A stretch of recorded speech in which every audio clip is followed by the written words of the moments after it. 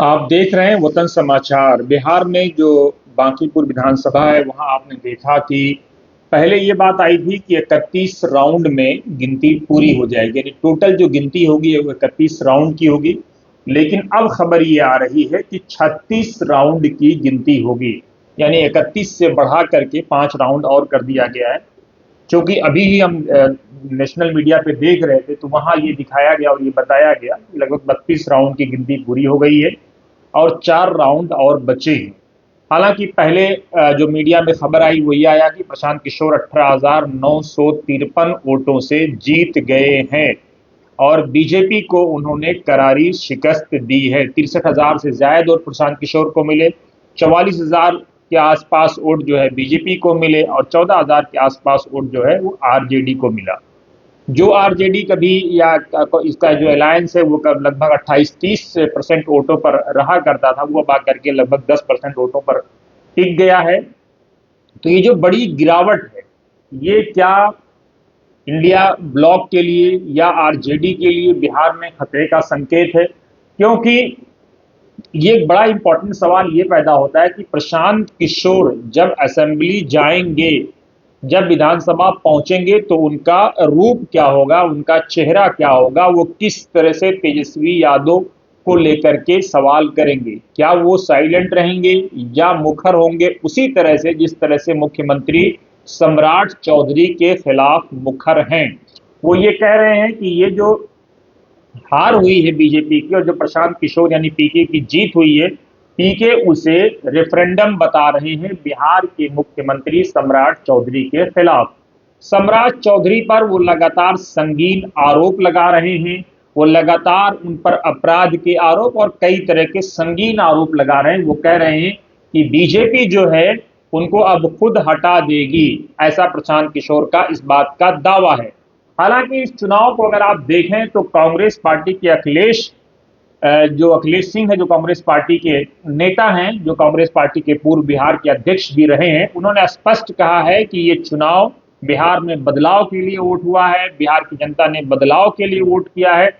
जबकि मीसा भारती जो आरजेडी की नेत्री हैं, उन्होंने प्रशांत किशोर को बीजेपी की बी टीम बताया है। उन्होंने कहा है कि नीरज की जगह पर प्रशांत किशोर ही बीजेपी का असली चेहरा थे, ऐसा मीसा भारती ने आरोप लगाया है। और हत्ता कि यहां तक कि उन्होंने उनको लोमड़ी जैसे शब्द से भी मुलक्कब किया, लोमड़ी जैसे शब्द उनके लिए इस्तेमाल किया। जो बहरहाल राजनीति में लगातार ये कहा जाता है कि शब्दों की मर्यादा बनी रहनी चाहिए, शब्दों का चयन अच्छे अंदाज में होना चाहिए। आपका नेता से विरोध हो सकता है, विरोध करिए, इख्तिलाफ करिए, पूरी ताकत से करिए, लेकिन इख्तिलाफ और मुखालिफत के अंतर को समझना चाहिए। ये बहुत समझने की जरूरत है। हालांकि कई बार जो है नेता इस मर्यादा को लांघ जाते हैं, वो विरोध यानी मुखालिफत और इख्तिलाफ यानी उनकी आरा से, ओपिनियन से डिफरेंसेस, उसको नहीं समझ पाते हैं कि उनको ओपिनियन से डिफरेंस करना है, इख्तिलाफ करना है, या उनके व्यक्तित्व से ही सीधे उसकी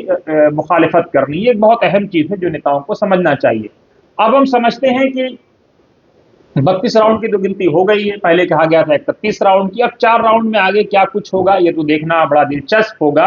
हालांकि बीजेपी ने ये बात जरूर कही है, बीजेपी के प्रवक्ता ने, कि अब कोई ईवीएम पर सवाल नहीं खड़े कर रहा है। और इधर जो है ये बात आ गई कि शायद 31 राउंड की पहले गिनती होनी थी, अब 36 राउंड की गिनती होगी। हालांकि नेशनल मीडिया में कही जा रही है कि इलेक्शन कमीशन से पूछा गया है, इलेक्शन कमीशन क्या इस पर स्पष्टीकरण देता है नहीं देता ये तो आने वाला समय बताएगा।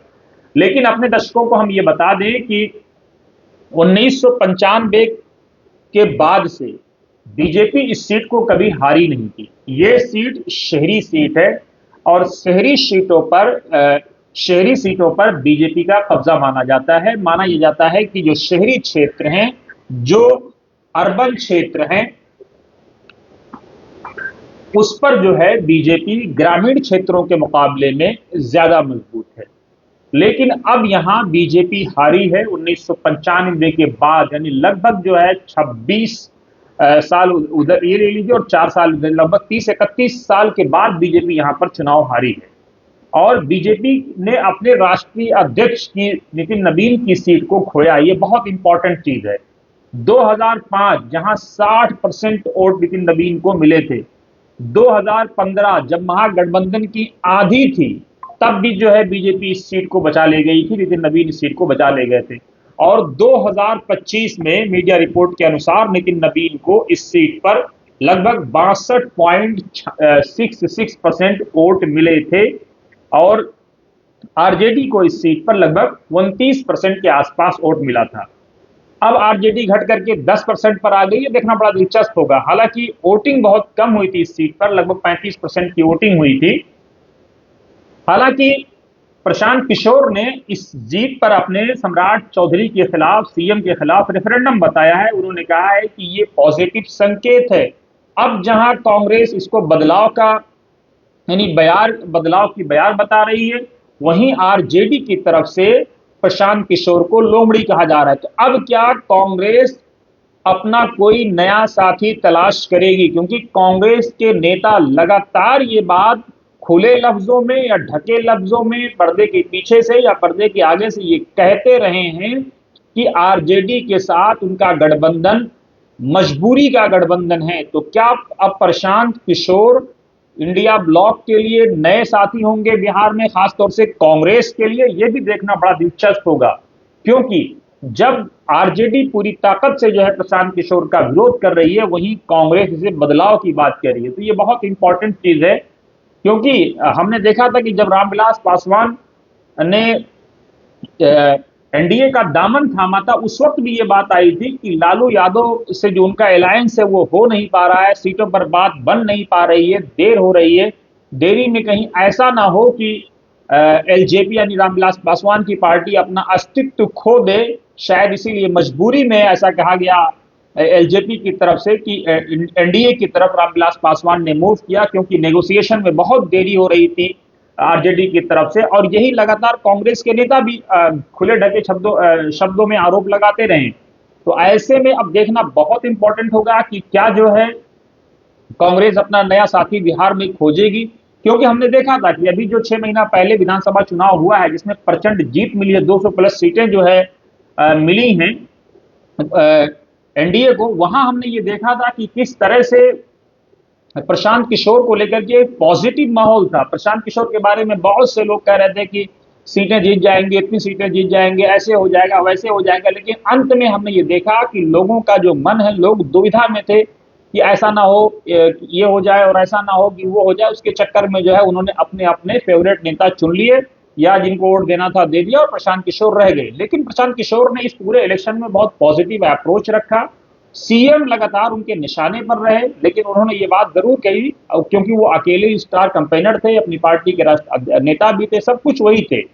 वहां उन्होंने एक बात जरूर कही, उन्होंने कहा कि आप एक सीट अगर आरजेडी को दे देंगे तो विपक्ष का कुछ नहीं होने वाला है, और एक सीट अगर आप बीजेपी को दे देंगे तो सत्ता पक्ष का कुछ नहीं होने वाला है। आप हमको मौका दीजिए, हम असेंबली में आपकी बात रखेंगे, पूरी ताकत से रखेंगे। और असेंबली में जो है वो एक नया चेहरा अब लगता ही है कि प्रशांत किशोर के रूप में शायद बीजेपी के लिए, खासतौर से मुख्यमंत्री सम्राट चौधरी पर जिस तरह से वो आक्रामक हैं और इस अपनी जीत को रेफरेंडम बता रहे हैं, तो वो देखना बहुत दिलचस्प होगा कि किस तरह से वो मुख्यमंत्री के खिलाफ अपना अप्रोच रखते हैं। हालांकि ये शहरी सीट बीजेपी के हाथ से जाना ये बहुत इंपॉर्टेंट बात है, क्योंकि शहरी इलाकों में बीजेपी का दबदबा माना जाता है, बीजेपी का कब्जा माना जाता है, और वो भी जब राष्ट्रीय अध्यक्ष की सीट हो। 1995 से लगातार बीजेपी यहां पर जीती हो। 2015 में जब एनडीए ब्लॉक की का जो है एक तरह से बिहार में करारी हार हुई थी और इंडिया ब्लॉक की आधी चल रही थी, ऐसे समय में जो है नितिन नवीन ने वो इज्जत बचाई बीजेपी की और ये सीट बीजेपी की झोली में डाला।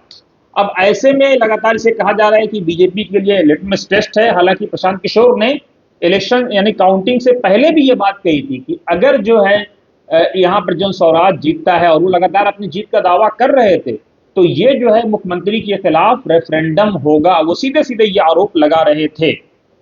यहां हम दर्शकों को हम ये भी बता दें कि जिस तरह से जेन जी ने अपना अप्रोच रखा है, जिस तरह से जनरेशन जी ने अपना अप्रोच किया है, और जिस तरह से नीट के छात्रों का जो विरोध था पटना में हमने देखा, 22 जुलाई को क्या कुछ नहीं हुआ, और उसके बाद 30 तारीख को वोटिंग हुई और आज 3 तारीख को नतीजे आ गए।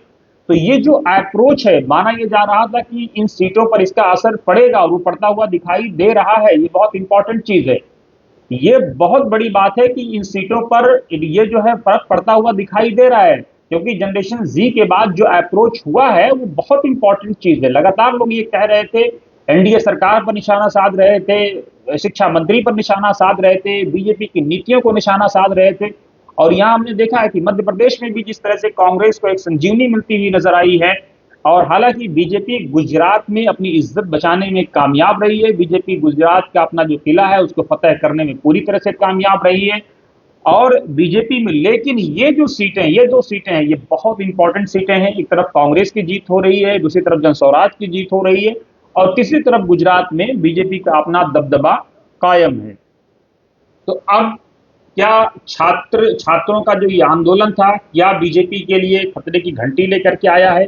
क्या बीजेपी के लिए कोई संकेत है यहाँ पर? क्या बीजेपी का शीर्ष नेतृत्व अब इस पर विचार करेगा? क्योंकि कल ही जो है एनडीए ब्लॉक के नेताओं की संसद में मंगल मिलन होना है, तो क्या उसमें ये मुद्दा आएगा? ये कई सारे ऐसे सवाल हैं जिसका जवाब वक्त के साथ आपको मिलेगा।